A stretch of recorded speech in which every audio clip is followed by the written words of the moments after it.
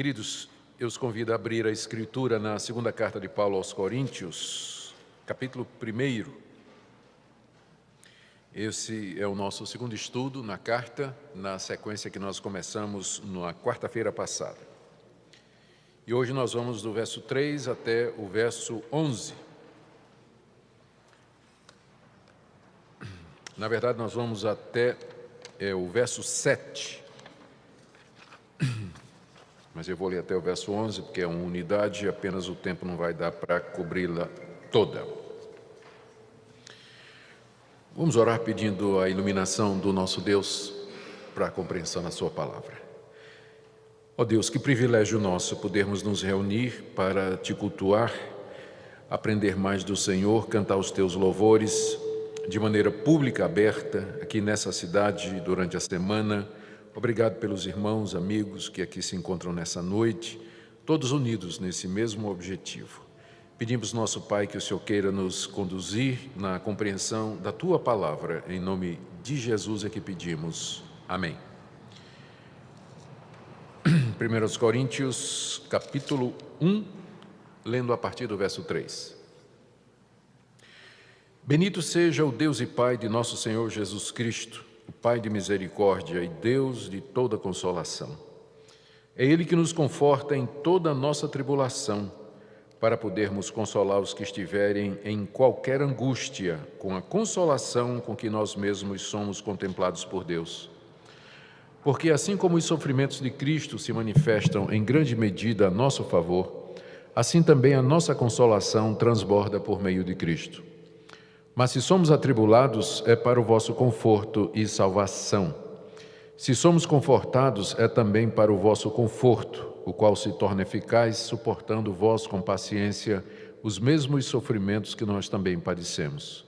A nossa esperança a respeito de vós está firme, sabendo que, como sois participantes dos sofrimentos, assim o sereis da consolação.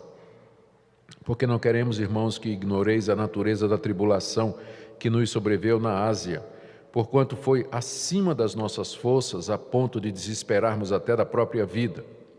Contudo, já em nós mesmos tivemos a sentença de morte, para que não confiemos em nós, e sim no Deus que ressuscita os mortos, o qual nos livrou e livrará de tão grande morte, em quem temos esperado que ainda continuará a livrar-nos, ajudando-nos também vós, com as vossas orações a nosso favor, para que por muitos sejam dadas graças a nosso respeito pelo benefício que nos foi concedido por meio de muitos.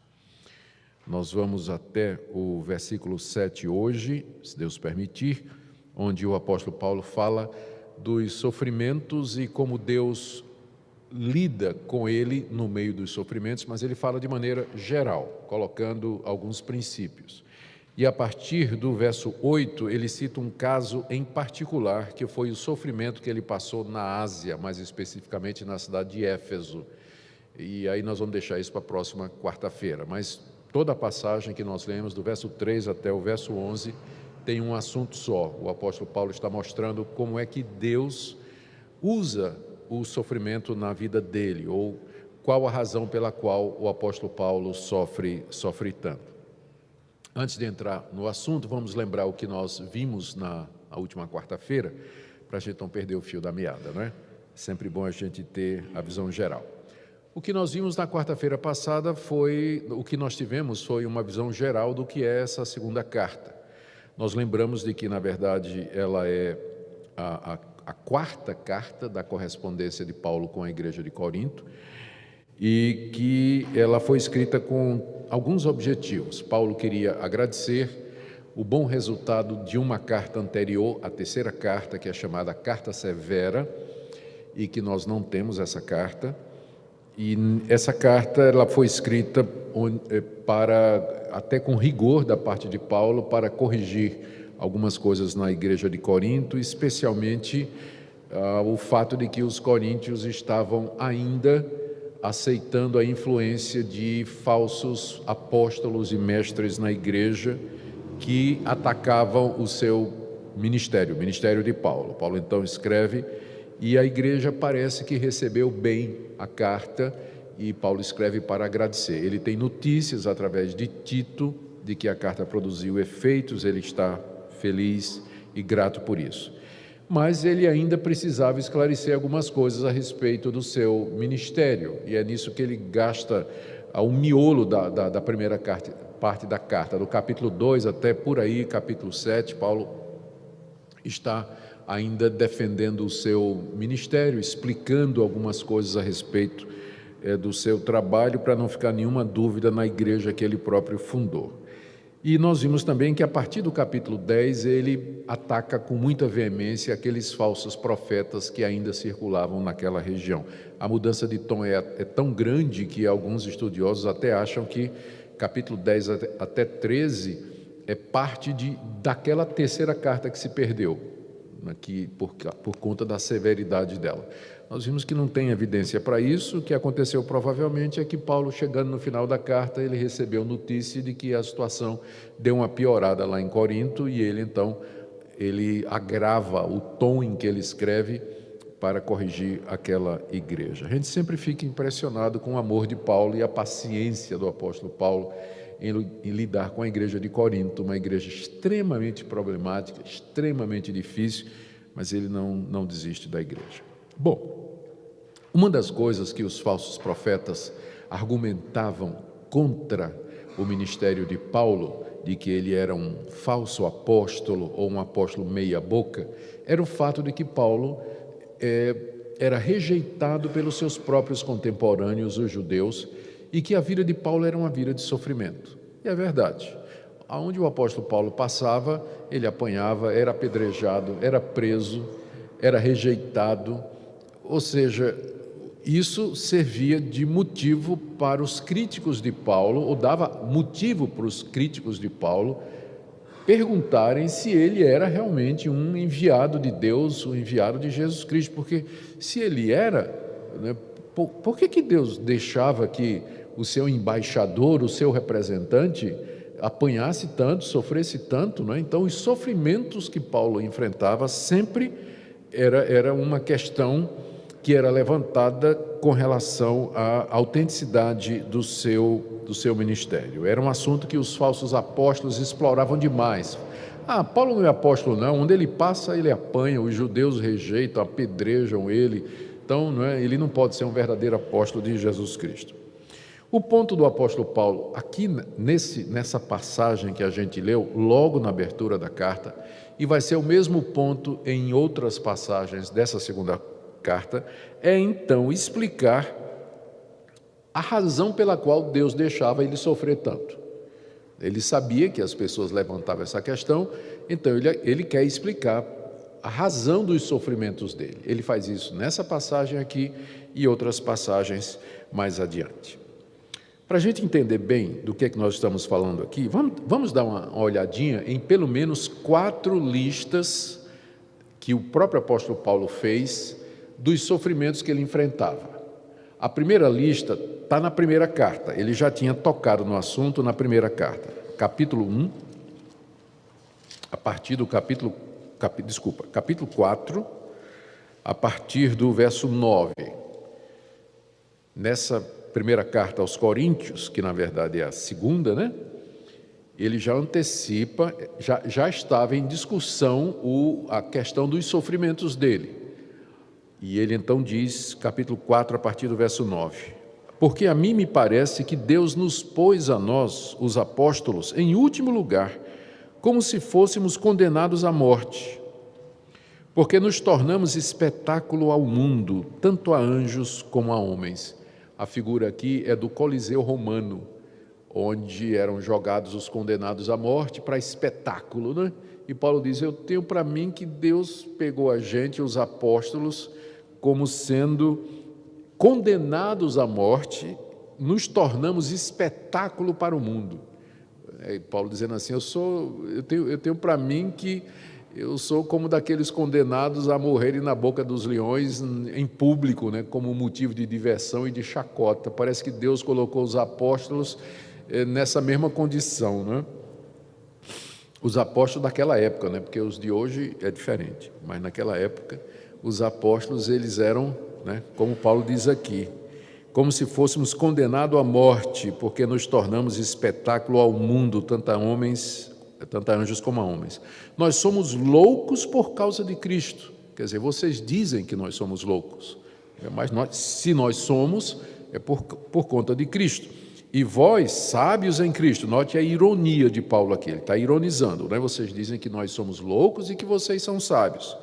Nós somos fracos e vós fortes, vós nobres e nós desprezíveis. Até a presente hora sofremos fome e nudez, e sede e nudez, somos esbofeteados e não temos moradia certa. E nos afadigamos, trabalhando com as nossas próprias mãos. Quando somos injuriados, bendizemos, quando perseguidos, suportamos, quando caluniados, procuramos conciliação. Até agora temos chegado a ser considerados lixo do mundo, escória de todos. Está aqui a primeira lista que Paulo apresenta na sua correspondência aos Coríntios, dos sofrimentos que ele enfrentava.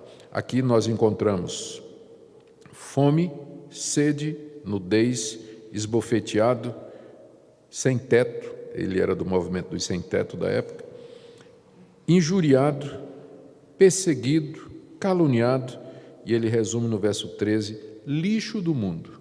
Era assim que ele se sentia. E ele diz, não sou eu, mas os demais apóstolos, é assim que nós nos sentimos condenados à morte, como espetáculo e como lixo do mundo. Segunda lista está na segunda carta, no capítulo 6, de 4 a 10. Nós vamos chegar lá, mas eu já vou antecipar.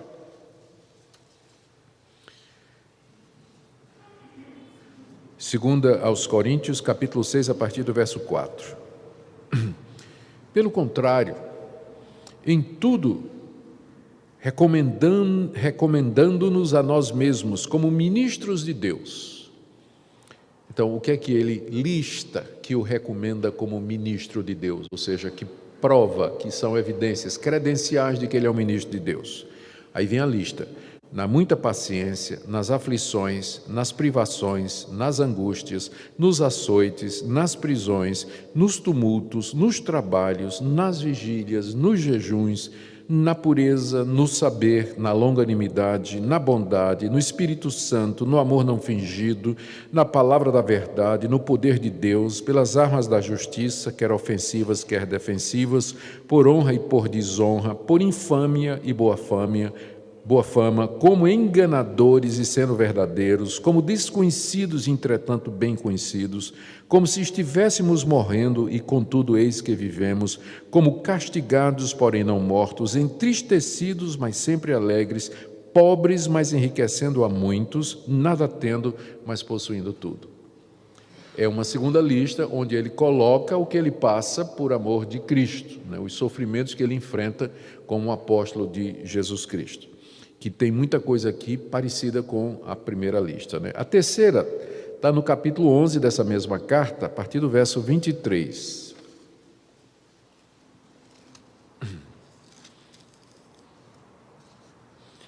Essa é mais impressionante ainda.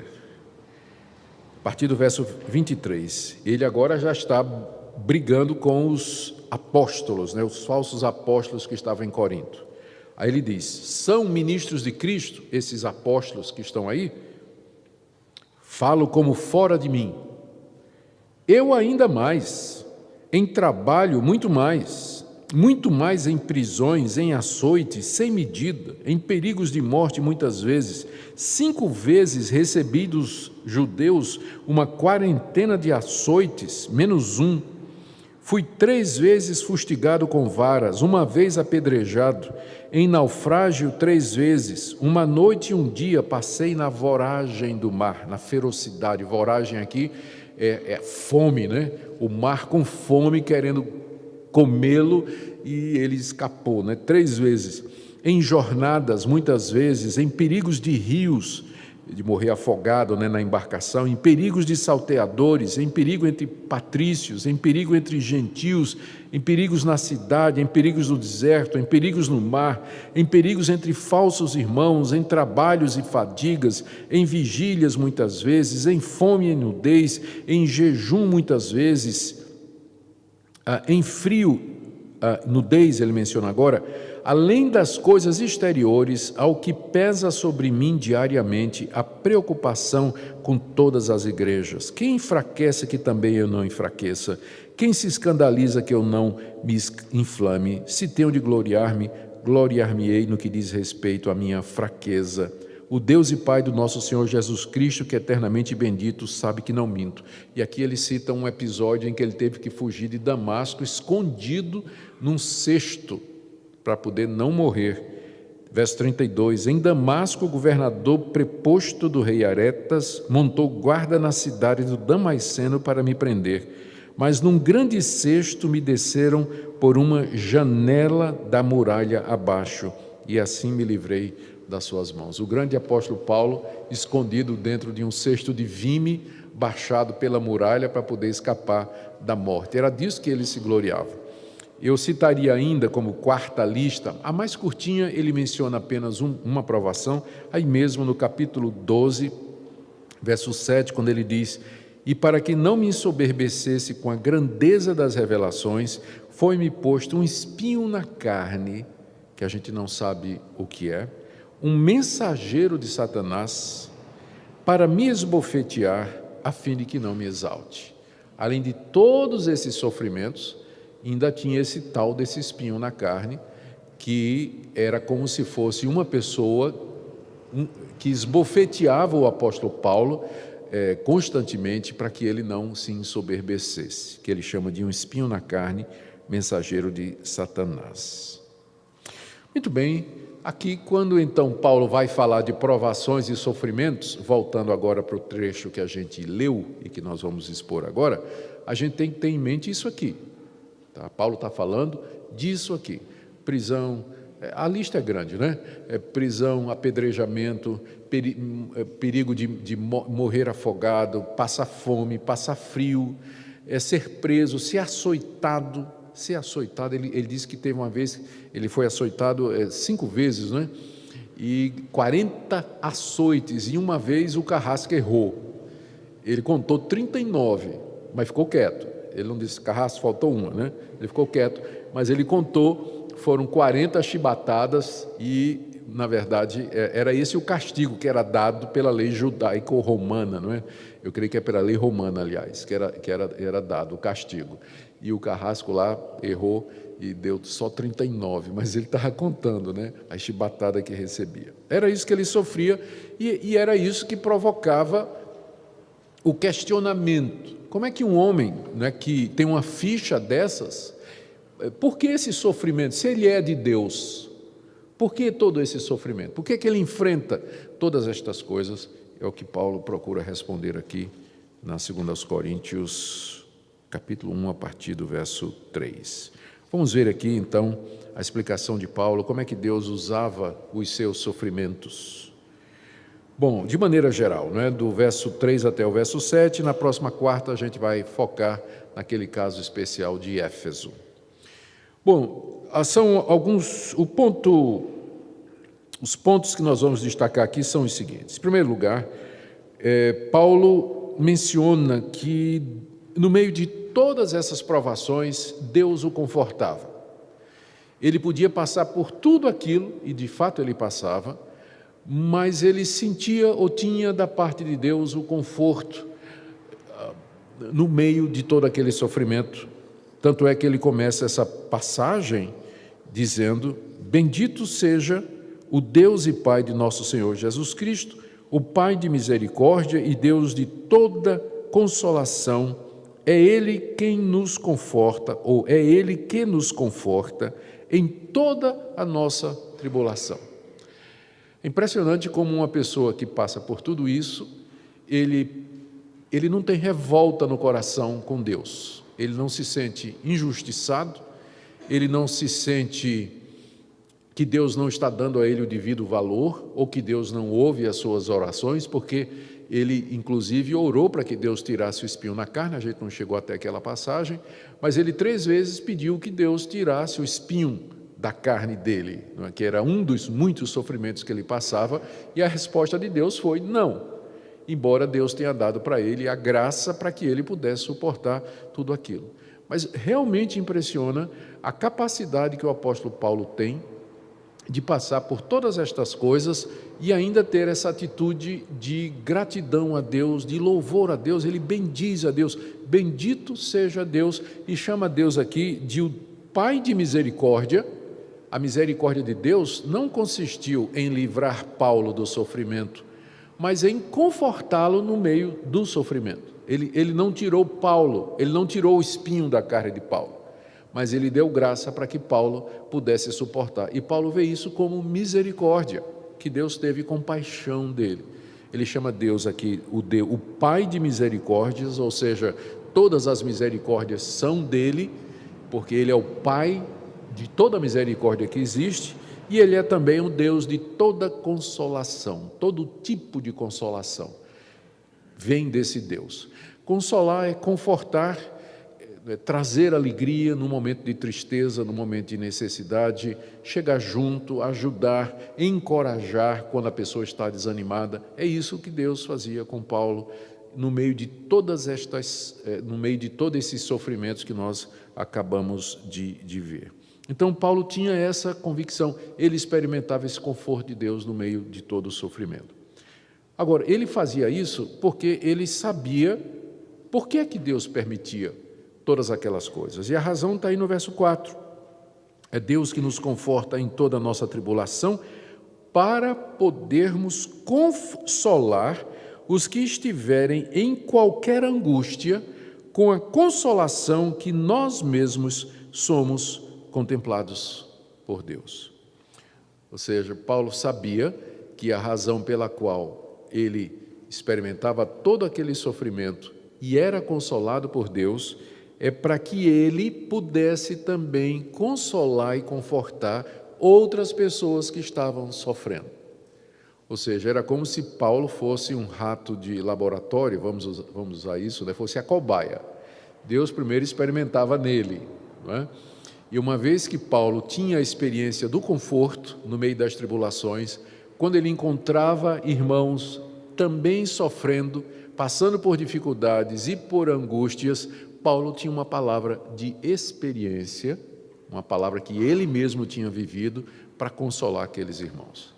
Então era por isso que Deus permitia que ele passasse por sofrimentos, porque os sofrimentos de Paulo, seguidos da consolação, davam ao apóstolo Paulo autoridade para ele ministrar, aconselhar e abençoar as outras pessoas que Deus colocou sob seus cuidados e que também igualmente experimentavam sofrimento, dificuldade. Paulo sabia que Deus permitia tudo aquilo para usá-lo para consolar a outras pessoas, como ele diz aqui no verso 4. Deus me consola para que eu possa consolar outros. Por isso ele permite que eu sofra, para que eu possa consolar quem está sofrendo. E isso, saber disso, animava o coração do apóstolo Paulo. Como é que Deus fazia isso na vida de Paulo? Ele explica no verso 5, né? O porquê aí está introduzindo uma explicação. Ele diz: porque assim como os sofrimentos de Cristo se manifestam em grande medida a nosso favor, assim também a nossa consolação transborda por meio de Cristo. O que é que ele quer dizer aqui? Ele quer dizer que ser um discípulo de Jesus Cristo, e particularmente um apóstolo de Jesus Cristo, vamos concentrar mais no discípulo, significa em participar dos sofrimentos de Jesus Cristo. É isso que muita gente não entende a respeito do cristianismo. O cristianismo tem no seu coração a redenção do homem mediante o sofrimento e a morte de um homem, que é o nosso representante, Jesus Cristo. Então, se nós somos seguidores de Cristo e salvos por Cristo, coisas como teologia da vitória, do triunfalismo, do sucesso e de bênçãos materiais aqui, é uma contradição ao próprio espírito do cristianismo. Nós somos discípulos do crucificado. Nós seguimos aquele cuja vida foi uma vida de sacrifício, de renúncia e que nasceu para morrer na cruz, que durante a sua vida não teve os confortos, não teve os privilégios que outras pessoas tiveram, e que assumiu voluntariamente esse papel exatamente para nos redimir das nossas iniquidades. Então, quem quiser ser um discípulo de Jesus Cristo, ele tem que estar disposto a, como ele diz aqui no verso 5, os sofrimentos de Cristo se manifestam em grande medida a nosso favor. Ele tem que estar disposto a participar dos sofrimentos de Cristo Jesus. O cristianismo não é uma religião triunfalista com relação ao mundo presente. A perspectiva e a visão que o cristianismo traz da vida nossa aqui nesse mundo não é de como se aqui fosse o paraíso, como se aqui fosse o céu e como se aqui a gente fosse experimentar tudo de bom que Deus tem para nós. Na verdade, não. O cristianismo, ele é bastante realista quanto à situação da humanidade e daquilo que nos espera aqui. E Jesus e os apóstolos nunca enganaram ninguém com um falso evangelho. Sempre o chamado foi: você quer me seguir? A porta é estreita. Quem ama pai, mãe, filho, seus bens, suas coisas mais do que a mim, não é digno de mim. Quem quer vir após mim, negue-se a si mesmo, tome a sua cruz e me siga. Então, só esse chamado de Cristo já mostra desde cedo que tipo de religião é o cristianismo. Então, pessoas que pensam em ser cristãs, ou aceitar Jesus, ou frequentar uma igreja na expectativa de receber bênção material, sucesso financeiro nesse mundo, eles estão seguindo, na verdade, um outro evangelho, mas não é o evangelho bíblico, o evangelho que nos é apresentado, quer seja pelo próprio Jesus, quer seja pelos seus seguidores, como o apóstolo Paulo. É o que ele fala aqui no verso 5. Os sofrimentos de Cristo se manifestam em grande medida a nosso favor. Ou seja, porque eu sou cristão, eu participo também dos sofrimentos de Cristo Jesus e dos benefícios que esses sofrimentos representam a nosso favor. Mas tem uma contrapartida também. Final do verso 5. Assim como eu participo dos sofrimentos, diz o apóstolo Paulo, assim também a nossa consolação transborda por meio de Cristo. Da mesma forma que Deus permite que eu sofra, como Cristo sofreu, Deus também me consola, como Cristo foi consolado na ressurreição dos mortos, quando Deus o tira da sepultura e o exalta. Mas só que a ordem é essa: primeiro o sofrimento e em seguida a consolação. Então, da mesma forma que Paulo sofria, ele também era consolado. E tudo isso ele diz no verso 6, é para vocês. Olha só que declaração: se nós somos atribulados, é para o vosso conforto e salvação. Como é que funciona isso? Paulo diz, olha, se eu sou atribulado, quer dizer, se eu passo por tudo isso, é para conforto e salvação de vocês. Ou seja, para que o rebanho seja salvo e confortado, o pastor tem que sofrer. Em outras palavras, é isso aí, né, que ele está dizendo. Não sei nem porque que eu estou dizendo isso. Mas é o que Paulo está dizendo. As minhas tribulações, lembra que ele está tentando explicar à igreja de Corinto por que ele sofre. Porque era a acusação dos falsos mestres, né, dizendo ele sofre porque é um renegado de Deus. Paulo diz, não. Quanto mais eu sofro, mais consolo e salvação para vocês. Mais consolo e salvação. Por quê? Por que ele sofria? Ele sofria porque ele pregava a palavra, porque ele era um discípulo de Jesus Cristo, porque ele anunciava o Evangelho. E quanto mais ele pregava, mais ele sofria e mais ele era perseguido. Mas quanto mais ele pregava, mais gente ouvia o Evangelho, mais gente era chamada pelo Espírito Santo através da pregação, e mais gente era salvo, e mais gente recebia o conforto da redenção que vem através de Jesus. Ou seja, quanto mais Paulo sofria, mais gente se salvava e mais gente recebia conforto do Espírito Santo. Se somos atribulados, é para o vosso conforto e salvação. E se somos confortados, é também para o vosso conforto. Quando Paulo recebia conforto da parte de Deus, ele era consolado, então ele podia passar isso também para as pessoas que estavam sob a sua responsabilidade, os membros da igreja de Corinto, das demais igrejas que ele fundou e de onde ele era pastor. Ou seja, quer Paulo estivesse sofrendo, quer ele estivesse sendo consolado, ele era o canal através do qual Deus salvava e consolava as pessoas ao seu redor. Essa é a razão pela qual ele sofria. Só que no verso 6 ele coloca uma condição, não é, para que isso funcione. Ele diz que isso se torna eficaz, suportando vós com paciência os mesmos sofrimentos que nós também padecemos. Ou seja, Paulo diz, mas tem uma parte aí que cabe a vocês, que é vocês suportarem com paciência os mesmos sofrimentos que nós suportamos. Se vocês são cristãos, se vocês conhecem a Jesus, são discípulos do Cristo Jesus, e vocês estão vendo esses sofrimentos que eu estou passando por amor do Evangelho, então isso deveria servir de exemplo e estímulo para que vocês suportem com paciência os sofrimentos aqui desse mundo, porque é dessa forma que Deus vai trazer conforto e consolo para vocês. Gente, quando a dificuldade bate, quando o sofrimento chega, a gente se impacienta, a gente questiona Deus, a gente quer achar um atalho ou mesmo brigar com Deus quando não chutar o pau da barraca. Mas o alvo de Deus com o sofrimento é exatamente nos trazer o conforto e a consolação espirituais.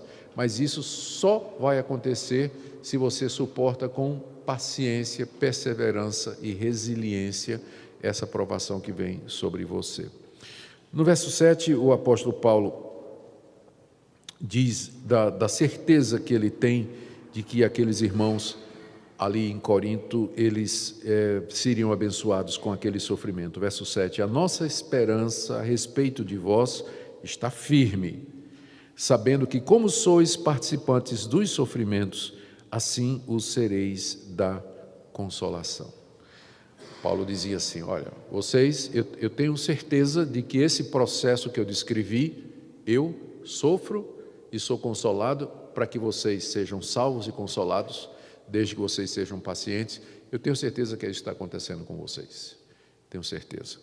Ou seja, sei que vocês participam dos sofrimentos e vocês participam também da consolação. Eu quero trazer 3 aplicações aqui para nós, que eu creio que são importantes. Várias, aliás, mais de 3, na verdade. A primeira delas é que passagens como essas e outras da Escritura, elas nos mostram a verdade a nosso respeito aqui nesse mundo. E servem para destruir qualquer ilusão de que o Evangelho é uma filosofia ou uma religião que tem como objetivo promover o bem-estar dos seus adeptos. E com isso eu estou combatendo a teologia da prosperidade e outras formas de teologia que querem utilizar alguns princípios da Bíblia fora de contexto para dar esperança falsa aos seus seguidores. Eu não estou dizendo que todo mundo que faz isso é um falso profeta, mas eu estou dizendo que ele está ensinando um falso evangelho. Pode ser que haja alguém que seja sincero e que aprendeu isso de alguém, mas que ele está ensinando um falso evangelho, ele está. Eu não estou negando que Deus não nos consola aqui com bens materiais. Ele faz isso. Eu não estou negando que Deus nos livra de situações difíceis. Ele faz isso. Só que não há nenhuma garantia que Ele vai fazer isso sempre, o tempo todo, com todo mundo. Por isso, o sofrimento vai bater na sua porta. A crise vai chegar em você. Problemas, eles aparecerão na sua vida. E quando chegar, você não devia ficar surpreso, do tipo assim, mas de que adiantou servir a Deus, ir na igreja, orar, dar o dízimo, né, contribuir, fazer campanha, andar certinho, se no fim eu estou sofrendo igual as pessoas desse mundo. A razão é essa daqui, que Deus ele não promete nos isentar dos sofrimentos que são peculiares à natureza humana por conta da nossa situação de raça caída e raça pecaminosa. Segunda coisa, nós devemos entender por que aqui pastores, presbíteros e líderes às vezes sofrem. Eles sofrem para que eles possam ser canais para abençoar outra pessoa. Eles precisam ser quebrados, eles são como vasos que tem um tesouro dentro, ou um perfume dentro, que primeiro precisa ser quebrado para que o aroma se espalhe. Essa é a razão pela qual, não com pouca frequência, homens de Deus, que são verdadeiros homens de Deus, eles passam por tribulações, provações e sofrimentos muito grandes. Exatamente como no caso de Paulo, através do quebrantamento deles e do sofrimento deles, Deus transmitir o aroma de vida para as pessoas. Eles precisam ser quebrantados e consolados. E não poucas vezes Deus coloca os líderes como exemplo disso. Ele fez isso com os profetas do Antigo Testamento. A vida do profeta era um sermão. Deus disse para Isaías andar nu durante um tempo. Ainda bem que Deus não faz mais isso hoje. Mas ele mandou o profeta Isaías fazer isso. Ele mandou o profeta Jeremias passar por uma situação de crise. Se não me engano, Oséias teve que casar com uma mulher que era uma prostituta. Então, a vida do líder era um sermão que Deus pregava ao vivo e a cores. Ele não usa mais esse tipo de estratégia, mas o princípio permanece o mesmo. Deus levanta pessoas para abençoar o seu povo, mas a vida daquelas pessoas, para que seja bênção, com frequência tem que passar pelo pilão de Deus, tem que passar por dificuldades, por sofrimentos, para que possa ser uma bênção. E aqui vem então minha terceira lição. Por isso a gente tem que orar por aqueles que Deus colocou na nossa vida, né? Veja que no final, no verso 11, eu vou falar disso a próxima quarta-feira, Paulo termina essa parte pedindo a oração da igreja. Por favor, orem por nós, orem por mim, no meio de todo esse sofrimento, no meio de toda essa dificuldade. Então, nós devíamos orar para que Deus abençoe os pastores, abençoe os líderes, para que eles possam cumprir o seu papel.